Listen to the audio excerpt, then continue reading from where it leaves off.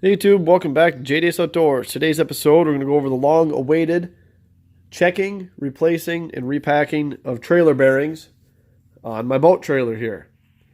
This is going to be a simple, quick, easy video. Some tools you're going to need are a hammer, needle nose, channel lock, screwdriver, and a couple high-priced pieces of wood. Also, you're going to need the wrench to take off your tire, which most people have. And you are either going to need a complete hub kit that you can buy already assembled, just plug and play.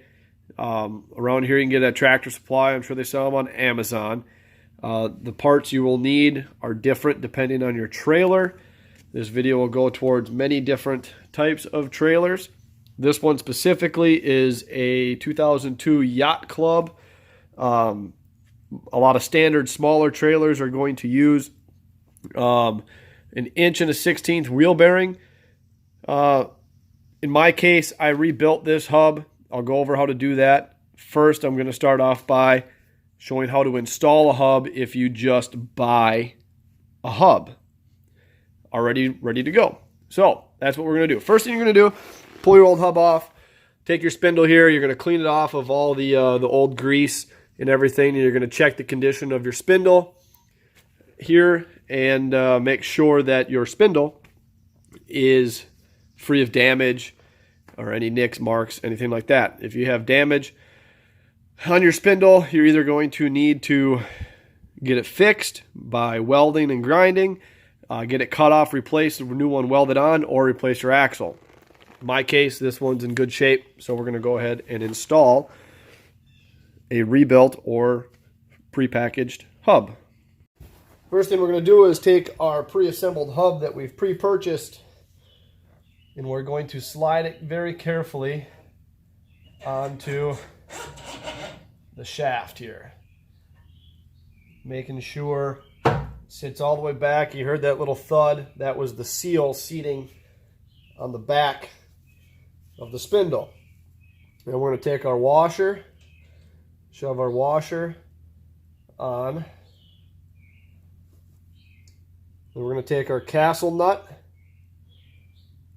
We're going to put that on. We're going to get that finger tight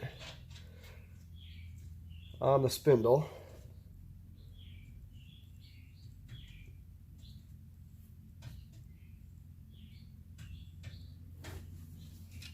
Still not quite finger tight or seated, but it's getting caught a little bit on the threads. They're not the prettiest. Now it's spinning easy. All right, so it's finger tight. Now we're going to give it a half a turn with the wrench, or a quarter turn, whichever you feel it start to get super snug. In this case, quarter turn. Then we're going to back it back off. So what we did right there is we just seated everything, make sure everything was seated properly. And then we're going to get it finger tight. So that way we can get our cotter pin through and everything spins freely.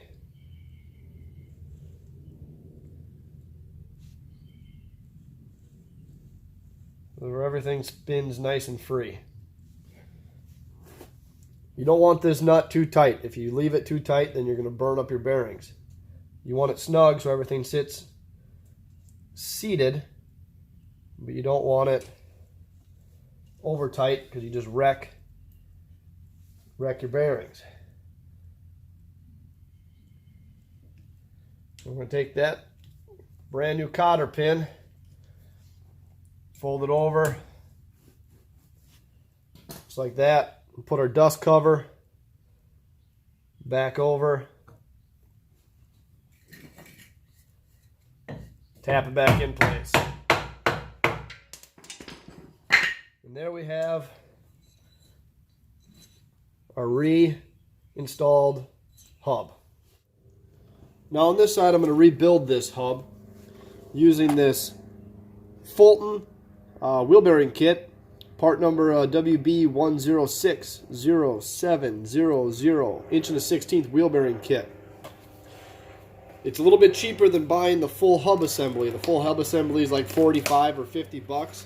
And this wheel bearing kit is only like $6. So if your hub's fine, there's no real need to replace the whole thing if you want to just rebuild it. It comes with a new cotter pin, 2 inner races, 2 wheel bearings, and a new seal. Now, short of removing the inner races and installing the new inner races, I will be doing this video pretty much real time, just to show how long it actually takes to rebuild one of these. It's really not too hard or too complicated. Pop your tire off. You're going to grab your channel lock here. You're going to pull off your dust cover. If you have bearing buddies on there, go ahead and remove those. Throw those right in the trash. They don't do anything for your inner bearing. This next part, you're going to want to have a glove and some paper towels handy. Wipe off any excess grease around this cotter pin the best you can, so you can access and see it, and also clean the excess grease out of the dust cover. Now, being this grease is all black, it tells me that it's a little older. Being that it's not milky, tells me that it hasn't had much water intrusion, so that the back seal is good. If you use bearing buddies and you pump enough grease in it, and you end up seeing a bunch of grease splattered on the inside of the back side of your rim, that tells you that you blew your rear seal out, and that allows for water intrusion. It's really the only way to get good grease coverage on your bearing, your rear inner bearing, is to pump so much that you blow your seal out. They're just a horrible design. It's a lot easier to repack and maintain your bearings once a year as compared to pumping them full of grease with your bearing buddy. Anywho, we're going to go ahead and remove this cotter pin out of here. Get it straight. Being that the kit comes with a new one, I'm going to go ahead and throw that one away. Now, don't be shocked if this nut is loose. Remember, the first part of this video, it's supposed to be loose, finger tight. But this one is not for some reason. Oh yeah, that one's wrenched on there good. Somebody did not properly install those bearings on this side. This is why when you buy a new trailer, new used trailer, check your bearings, always. A lot of paper towels.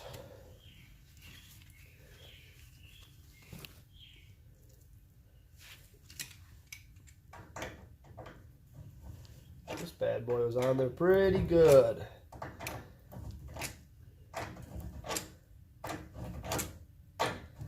This should just come off with your fingers. But I guess the other side we had a little issue threading it back on. Hit some granules or something. Now this hub should pretty much just pop off. We don't want to lose any of these parts. We need this washer. Now, if your bearings are still good, which these ones are, but I don't know how old they are. But if you've replaced them and this is your yearly update, you would go ahead and wipe off all the grease on this and go ahead and repack them.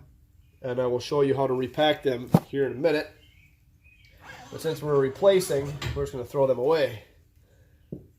Now, if we look closely inside this hub here, a little greasy. This is where I'm going to pause the video here in a second and clean this up. But right in here, you have an inner race. We're going to pop that out. And on the other side of this hub, we have a seal and then the inner bearing, and then there's another race inside there, and we're going to pop that out. But I'm going to go ahead and clean this, remove this seal, which all you need to remove the seal is to set up your block of wood.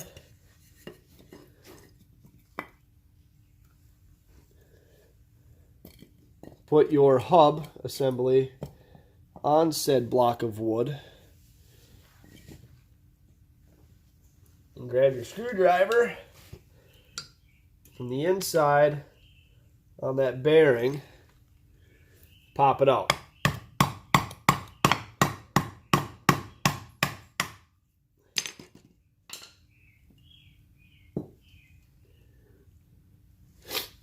And with a couple taps of the hammer, you don't want to be too violent with it, that inner seal and inner bearing pops out. But we're going to throw those away.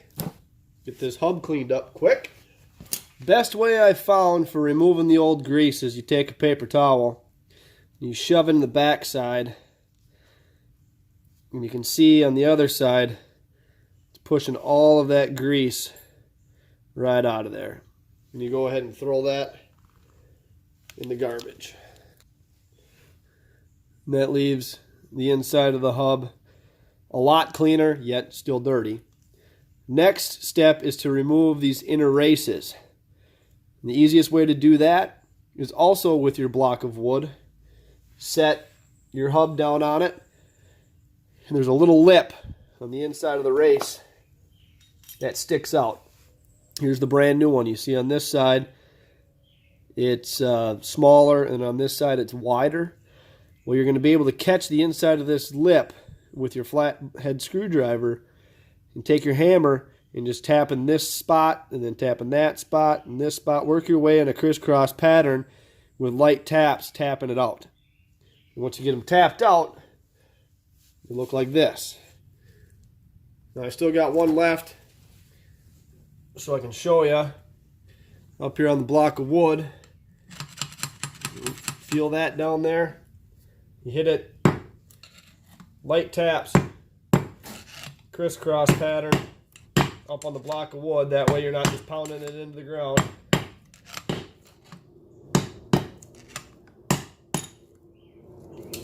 And we have liftoff. Last wheel race or bearing race removed. Now inside the hub, you can see where that seat is for the race. We're going to go ahead, wipe all this off. Another nice thing about this hub is it's got a grease zerk on the back, so you can put a couple squirts in the middle. You don't need to fill it up because you're just wasting grease. Just needs to have a little bit in there. A good preliminary clean done. You just want to make them seating surfaces for the new races. Make sure those are nice and clean. You're ready to install the new bearing races. Pack your bearings and install them. There we go. Clean enough. All right. Next step is to take your new races and you always want to install the wide end in.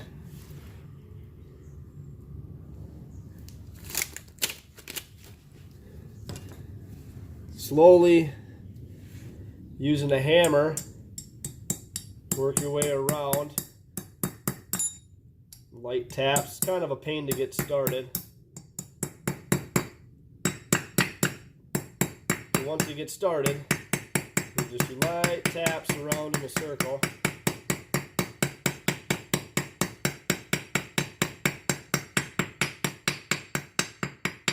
Until it's flush with the hub. After that, you're going to need a pretty good sized socket that rests on the top of the race there, and hammer it home.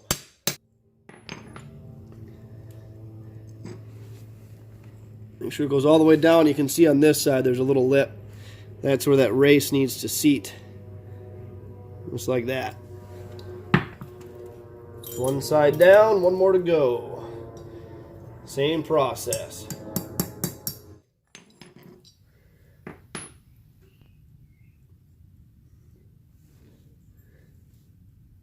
And the other side is seated. You can also do that with a screwdriver tapping around the edge, but you want to be careful doing that. You don't want to slip off and scratch your race, because that is the surface that the bearings ride on. But it can be done that way if need be. I'm sure there's some people out there cringing about this way right now, but this has worked for me for many, many, many years and hundreds of thousands of miles pulling trailers. So, all right, we're going to start on the back side. The back bearing first. They're both the same size, so it doesn't really matter which one you use on this trailer. You're going to want to use your finest tub of marine all-purpose grease, a pair of gloves. You look on the bearing here, on the back side, it's a lot wider than the front side. So we're going to start by filling the back side by working it in our hand. So we'll grab a little pinch of grease, and we're going to slowly rock the bearing in the grease from the back side, shoving it forward until it comes out. You see it just starting to come out the top there. Keep doing that until you got a nice stream of grease come out the top. And repeat that process all the way around, and don't miss a spot. You want to have the whole thing greased well. And if you're repacking bearings, you wipe off all the old grease as much as possible, and you go ahead and repeat this process right here, shoving the old grease out. And you do this until you see the new grease start to come out the top. And that would be what you'd want to do once a year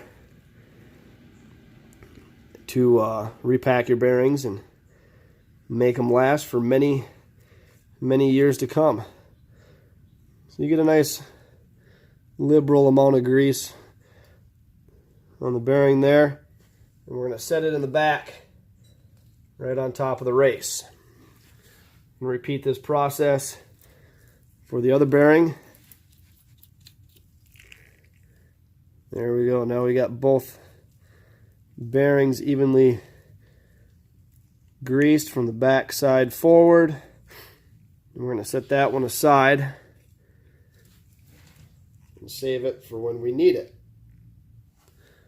Now the next step is to take our seal here and install that inside the hub here.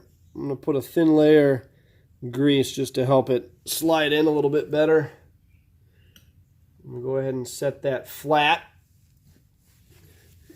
on the hub. Move this ahead so you guys can see it.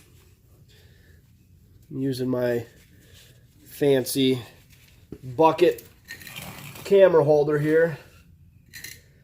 We're going to go ahead and lightly tap this in also, trying to get it to go in straight. And work it around.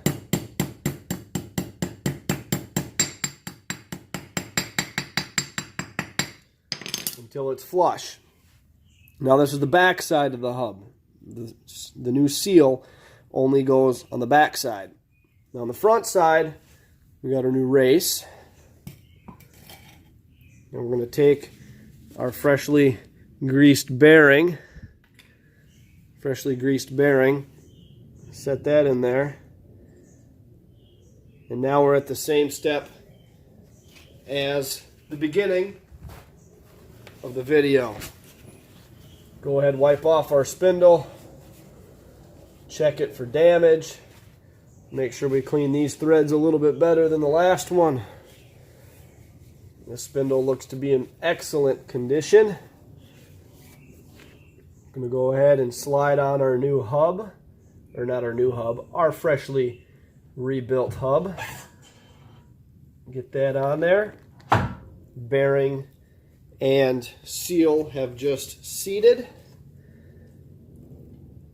Take our new cleaned washer, our new Castle nut. Actually, none of this is new. I don't know why I keep saying new.